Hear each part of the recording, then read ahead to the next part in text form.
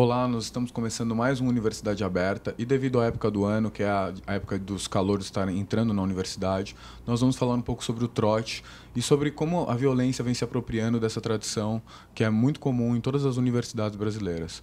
Nós, para falar desse assunto, nós convidamos o professor Antônio Almeida, que é da Exalc. Ele é um estudioso desse assunto. Desde 2001 ele já pesquisa muito sobre esse assunto. É uma pesquisa que já se transformou em 3 livros. E, bom, professor, eu queria que você me contasse um pouco como que começou a sua pesquisa e de onde veio também a ideia de falar sobre esse assunto que poucas pessoas pesquisam e se informam sobre isso. Ok. Bom, eu fui aluno da Exalc durante a graduação, não tive um envolvimento com o trote naquele período. Depois eu fiquei bastante tempo afastado da Exalc, né? Fui fazer mestrado, doutorado, outras coisas. Em 2001, quando eu entrei como professor na Exalc, eu percebia um problema muito grande no envolvimento dos alunos com o trote e pensei que eu precisava tomar uma posição sobre aquele assunto que me parecia importante e comecei a entrevistar alunos e também a ler relatos de alunos que um colega tinha colecionado, em que ele perguntava 3 práticas do trote que os alunos considerassem brincadeira e 3 práticas que eles considerassem violência.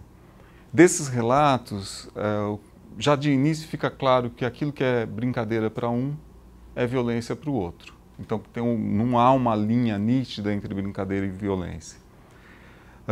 Nessas entrevistas com os alunos, eu comecei a perceber que era muito grave a situação, que existiam coisas bárbaras acontecendo, sem que a direção da escola tomasse qualquer atitude para coibir de uma forma mais efetiva aquela situação. Então eu decidi, junto com esse colega, o Oriovaldo Queda, que nós passaríamos a fazer pesquisa mesmo. Entrei aqui na faculdade ano passado, em 2014, né? Na verdade, antes de passar para cá, na Unicamp, eu tinha passado pela Faculdade de Medicina de São José do Rio Preto. E lá eu passei por um trote bem violento. Mas logo depois desse período do trote, eu acabei vindo para a Unicamp. Então eu já cheguei aqui não me conformando com as coisas. Eu cheguei aqui já na Unicamp muito com aquela coisa recente na minha cabeça do que eu tinha passado na outra faculdade e já cheguei inconformada. Cheguei perguntando por que isso é normal para as pessoas, porque para mim nunca foi ok ver pessoas como eu, estudantes de medicina, vendo pessoas sofrer e não piscar um olho, assim, não se abalar e até se divertir com isso, né? E não sei, hoje eu olho para esse último ano que eu passei aqui e mesmo sem ter ocorrido nada pessoal comigo aqui na Unicamp, eu vejo as coisas pequenas que acontecem no dia a dia e me assusta como as pessoas naturalizam essas coisas, né? Sejam nos hinos que as pessoas cantam nas festas, seja na parada de cerveja, que às vezes as pessoas acham que é algo inocente, que é só uma brincadeira, mas eu acho que qualquer lugar fora da faculdade de medicina, assim, qualquer lugar fora desse mundinho de festas universitárias, acho que isso não seria alguma coisa aceita. Na Unicamp, uma prática bastante comum que esses estudantes colocam como tradição é você ser recebido com uma cusparada de cerveja no rosto. Né? Então você entra na faculdade, imaginem vocês vindo de uma cidade diferente, você muitas vezes menor de idade, indo para uma festa num local escuro e sendo recebido com tradições, que é o que eles dizem, o argumento que é dado, que não são aceitas em nenhum ambiente educado e civil, né? Cusparada de cerveja, eu fui vítima de chute nas costas, agressão de diversas maneiras. As tradições, inclusive, elas surgem do dia para a noite na nossa faculdade, né? É uma coisa, uma vez que ela foi repetida 2 vezes, ela acaba se tornando tradição. Então, dizer que a tradição é só uma maneira mais de dizer que é inquestionável e imutável, né? E basta a gente lembrar que várias coisas já foram tradição na nossa sociedade e na história do mundo que hoje são inaceitáveis, né?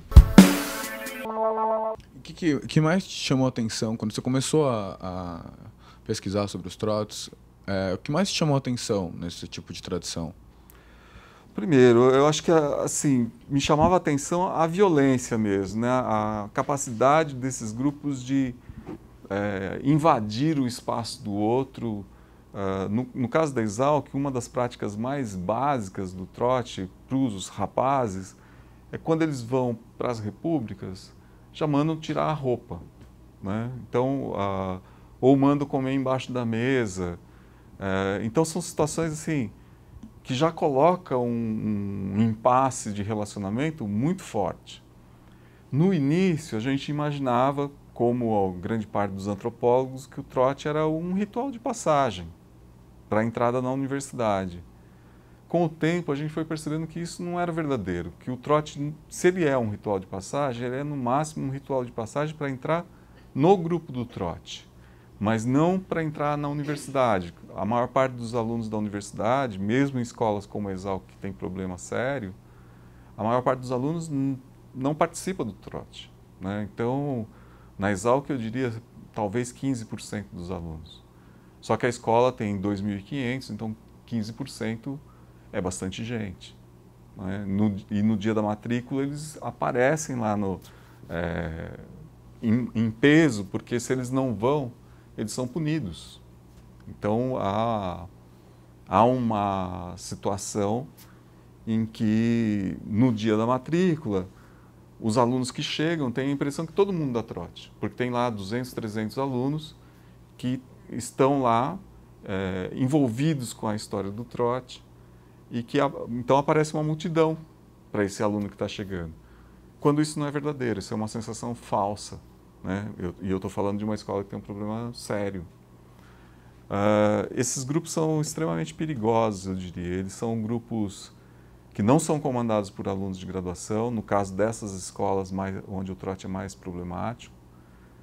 Existem escolas onde nem tem trote, outras escolas onde o trote é de fato uma relação entre alunos, mas há escolas onde o trote é instituído por um grupo e esse grupo às vezes controla a instituição. Às vezes esse grupo conta com ex-alunos, com docentes, às vezes com dirigentes da instituição, às vezes com o diretor da unidade, né? Prefeito do campus, etc., que acabam cobertando os problemas, enfim, e instruindo as pessoas que estão aplicando trote. Por se tratar de um problema tão sério, como que o senhor vê que o trote pode afetar a formação do aluno na faculdade e a profissional? Olha, o trote afeta, eu diria, gravemente a formação do aluno na faculdade e a participação dele no mundo profissional. Em primeiro lugar, o trote, ao contrário do que as pessoas dizem que o trote integra na universidade, o trote divide os alunos. Então, nesses questionários que eu passei, fica muito claro que se forma um grupo favorável ao trote e um grupo desfavorável. Então, a gente não tem uma coisa média, não tem uma distribuição em que a concentração é na posição média. A gente tem uma distribuição dos alunos nos extremos, provocada pela divisão que o trote causa. Esses alunos não cooperam em sala de aula, então há alunos que eles não se conversam, eles não dialogam. Então, quando você propõe uma atividade em sala de aula, essa atividade enfrenta essa segregação provocada pelo trote. Então, do ponto de vista da formação, já começa aí. Os alunos chegam cheios de sonhos de, enfim, estudar, se formar, fazer uma boa carreira, ser um bom aluno, etc. E quase que imediatamente são jogados em atividades de festa, esporte, dispersos da atividade principal, que é a formação acadêmica, né? E para eles é prometido que o acesso deles ao mercado de trabalho está garantido, apesar da má performance acadêmica, né? Por quê? Exatamente pelos mais velhos. Aqueles ex-alunos que estão dentro de empresas, que estão dentro do Estado, etc., e que afirmam que vão contratar essas pessoas e o critério de seleção é você participar ou não do grupo do trote. Professor, O senhor comentou que as pessoas que comandam esse trote, elas são relativamente difíceis de se achar. Essas informações que o senhor está dando para a gente, elas foram difíceis de serem conseguidas ou você conseguiu com os alunos? Teve algum problema para achar essas informações, assim? Não foi simples, né? Isso que eu estou relatando para vocês assim, de uma forma bem abreviada, rápida, fluida, etc. Na verdade, eu levei anos para entender as dinâmicas que estavam colocadas no trote. E tem muitas coisas que as pessoas compreendem errado. Um exemplo de dinâmica que as pessoas normalmente compreendem errado. As pessoas imaginam que o trote ocorre no primeiro ano e termina depois de uma semana ou algumas semanas, ou às vezes vai até o 13 de maio.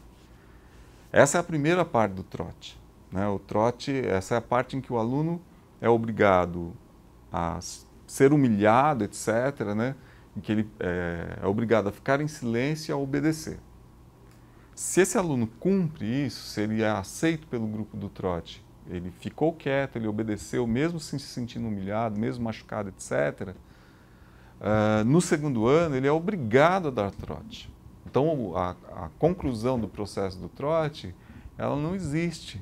O processo do trote é, primeiro você é humilhado, tem que ficar em silêncio, depois você é obrigado a humilhar os outros, a torturar os outros. E isso continua. No terceiro ano, esse processo se repete, porque são funções um pouco diferentes. Então, o trote, na verdade, ele não tem fim. Ele é um processo em que você entra e essa humilhação permanece, às vezes, para o resto da vida. Eu acho que o trote ele tem uma função bastante importante, principalmente nos cursos de medicina. Né? Acho que o trote ele é o primeiro momento em que toda a relação de poder que existe no nosso curso ela é colocada. E essa opressão, essa relação de poder, ela se mantém ao longo de todo o curso. A gente se vê nas relações entre professores e estudantes, entre médicos residentes e estudantes, entre pacientes e médicos, né? Acho que toda a prática médica hostil, ela tem um cerne comum de entender que um entendimento social errôneo de que o médico está numa posição superior aos outros, detém um conhecimento maior. E no trote a gente aprende isso. Quando o médico que aceitou verem os calouros na sua frente, o futuro médico, né, que aceitou verem os seus futuros, né, colegas, estudantes da mesma faculdade serem humilhados e achar isso normal, qual o poder dele de ver uma pessoa, um usuário do SUS, em péssimas condições de vida, em péssimas condições de atendimento e realmente se compadecer e realmente sofrer com aquilo? Eu estava numa dessas festas em que é realizado o trote, uma dessas festas de calorada, né? Tinha muito calor que estava querendo ir embora. Eu e outros amigos, a gente começou a tirar os calouros do lado do meio, né? Tinha bastante veterano cuspindo cerveja, gritando e assediando moralmente, assim. E uma veterana que na verdade já era médica formada, né?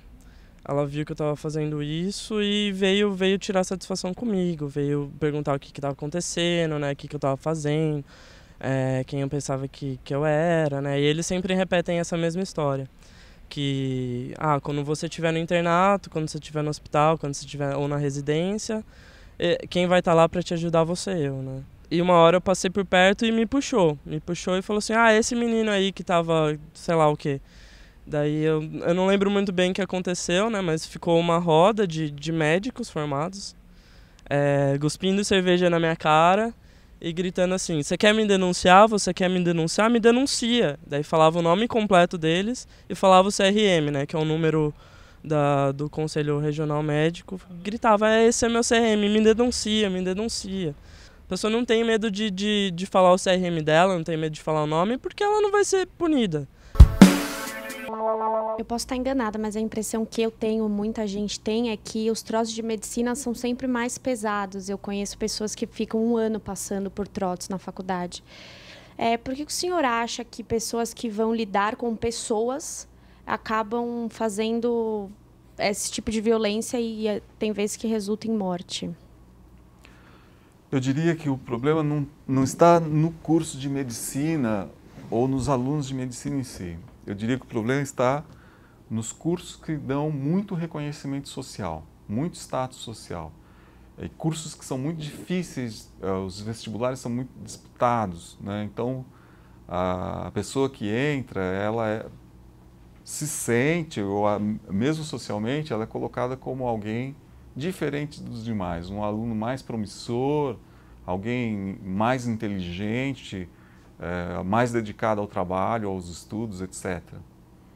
Essas escolas, elas normalmente têm um grupo trotista muito estabelecido, forte, que está envolvido no controle daquele setor, né? Então, esses grupos, eles não são grupos inocentes, são grupos políticos, normalmente com propostas muito conservadoras de universidade, né? Eu acredito até que é um erro os alunos de esquerda, etc., que querem fazer calorada, querem fazer algum trote, né? Quando essas pessoas que fazem uma recepção leve, etc., elas formam uma cortina de fumaça que encobre a ação desses grupos mais violentos. Nós temos aqui na PUC um grupo que foi formado junto com outras universidades também para atender os alunos que sofrem determinadas ações violentas dentro dos trotes. Foi uma articulação que a gente fez entre os centros acadêmicos, né, do Direito da PUC, o 22 de agosto, o do Mackenzie, João Mendes, o da USP, né, o 11 de agosto, e o centro acadêmico da GV, também das atléticas. Então teve também as atléticas da USP, da PUC e do Mackenzie. É uma articulação entre todas essas entidades. A ideia surgiu justamente do passado, né, de opressões e de abusos mesmo que acontecem nessa época de trote, né. Vários exemplos fizeram a gente tomar essa atitude, entendeu?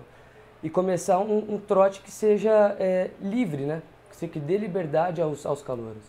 A gente tem um ponto fixo e a gente tem também um telefone que a gente divulga na página do centro acadêmico, junto com o manifesto, né, do trote livre de opressões, que os calouros e até os veteranos que chegarem a conhecer algum caso que está dando problema, ligarem no número que a gente passou nessa nota. E a gente está com o pessoal que está adesivado com esse adesivinho aqui do trote livre de opressões para os calouros que precisarem procurar a gente, que venha falar com a gente se tiver algum caso, a gente vai estar preparado também para atuar. Como o senhor enxerga essa ação dos alunos que não evitam o trote, mas apoiam um trote menos violento? Eu acho que os alunos, aqueles alunos que têm uma preocupação em ter uma universidade de fato responsável, etc., esses alunos deveriam se afastar completamente de qualquer proposta de trote. Se querem fazer uma ação social, se querem fazer uma ação cultural, uma ação de cunho ambiental, etc., façam essa ação.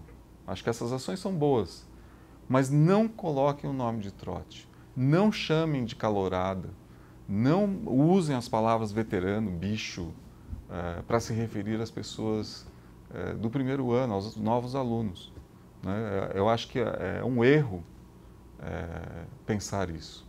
O trote é um assunto que a gente tem que desistir completamente dele.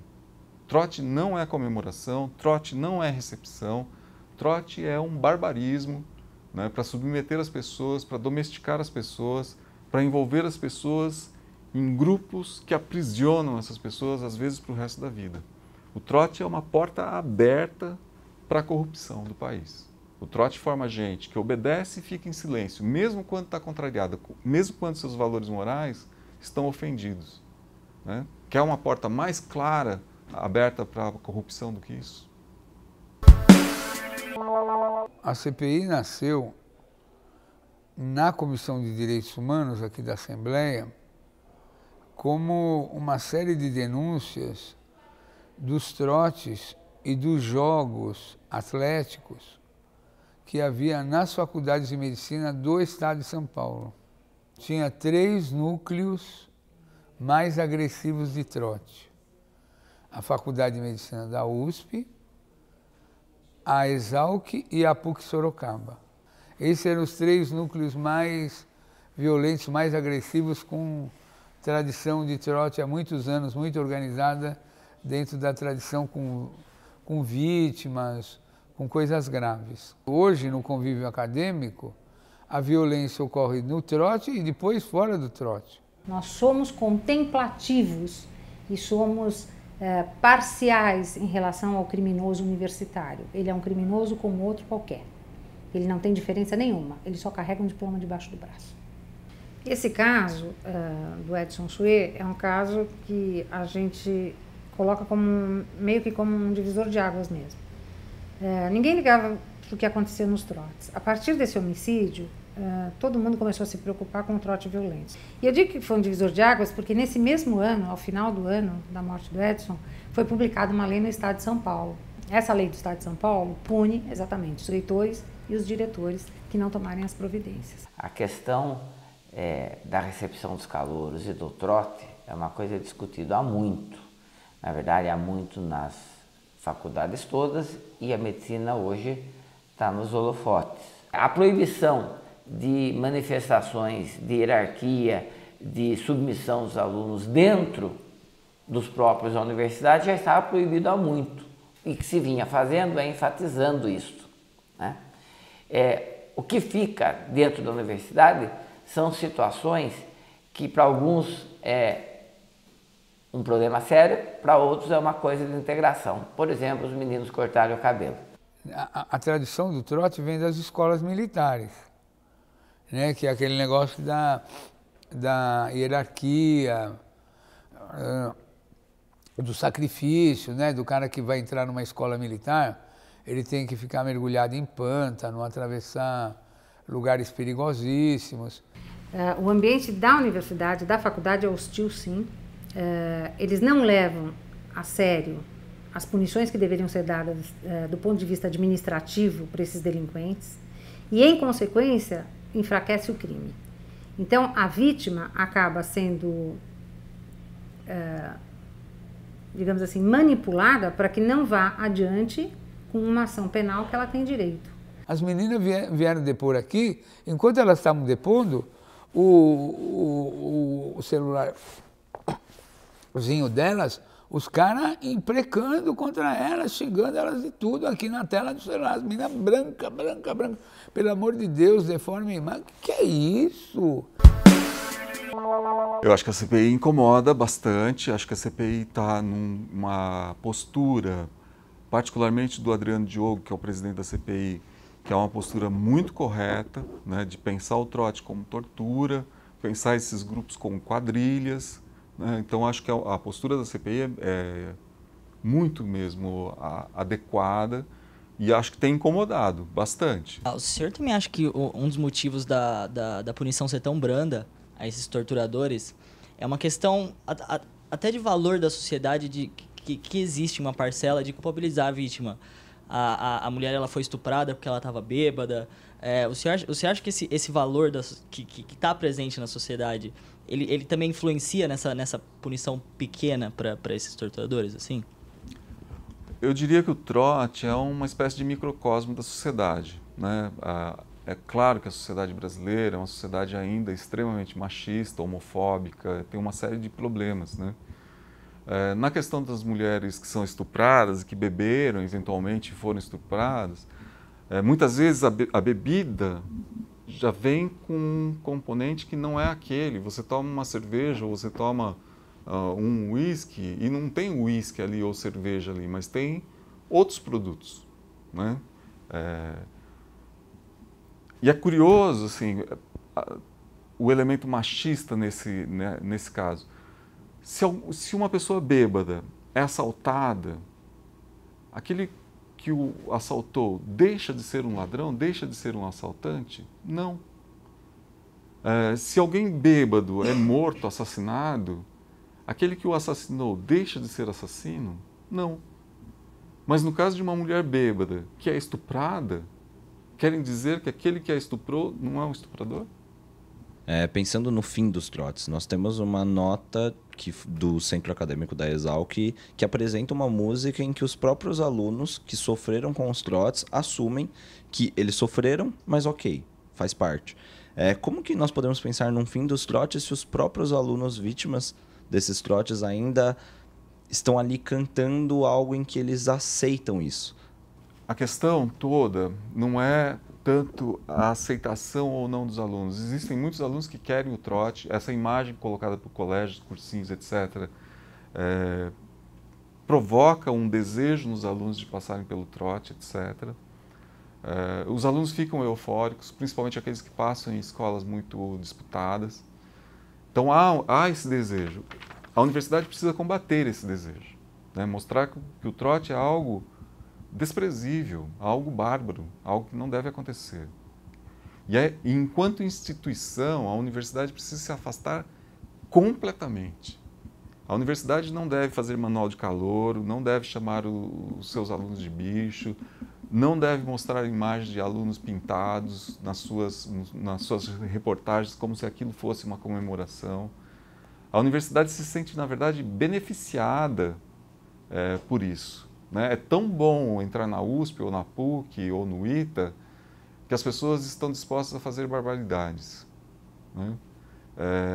E o pior, eu tenho a impressão de que a boa parte dessas escolas acreditam que precisam do grupo trotista, porque é um grupo fundamentalista que não critica a universidade. A universidade pode fazer as coisas mais erradas possível e esse grupo diz amém, né? Apoia essas propostas completamente equivocadas.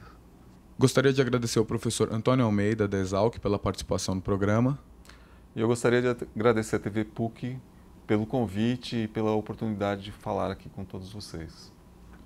Universidade Aberta fica por aqui, até a próxima. Mais informações no youtube.com/tvpuc. Tchau.